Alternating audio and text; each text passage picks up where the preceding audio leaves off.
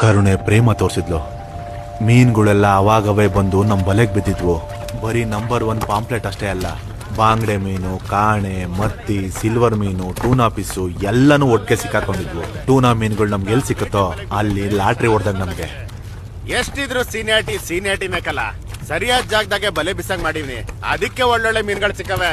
ನನ್ನಂತವ್ರ ಮೇಲೆ ನಮ್ ಕೇರಕ್ಕೆನೆ ಸೇಟು ಕಾಸು ಮಾಡ್ತಿರೋದು. ಏನಿದೆಲ್ಲ ನೀನ್ ಒಬ್ನೇ ಮಾಡ್ಬಿಟ್ಟಿದ್ಯ ಏನು? ಮತ್ತೆ ಸಮುದ್ರದೊಳಗೆ ಎಲ್ ಮಣ್ಣೈತೆ, ಎಲ್ ಜಾಸ್ತಿ ಆಳಾದೆ, ಡೆಪ್ ಫೈಂಡರ್ ನ ಹೆಂಗ್ ನೋಡ್ಬೇಕು, ಫಿಶ್ ಫೈಂಡರ್ ನ ಹೆಂಗ್ ಬಳಸ್ಬೇಕು, ಇವೆಲ್ಲ ಮಕ್ಳಾಟ ಅನ್ಕೊಂಡಿದ್ರೇನ? ಇವೆಲ್ಲ ಡೈವಿಂಗ್ ಮಾಡುವಾಗ ಕಲ್ಸೋ ಮೊದಲನೇ ಪಾಠ ಕಲಲೆ. ಎರಡೂ ಒಂದೇ ತರಾನೇ. ಅದು ಸರಿನೇ, ನಿಂಗೊಬ್ಬನಿಗೆ ಗೊತ್ತಿರೋದು ಅಂತ ಆ ಸ್ಟೈಲ್ ಹೊಡಿಬೇಡ. ಹೋಗಿ ನಿನ್ಗೆ ಹೇಳ್ತಿದ್ದೀನಲ್ಲ, ನಾನ್ ನೋಡ್ಕೋಬೇಕು. ಕತ್ತೆಗೇನ್ ಗೊತ್ತ ಕಸ್ತೂರಿ ವಾಸನೆ.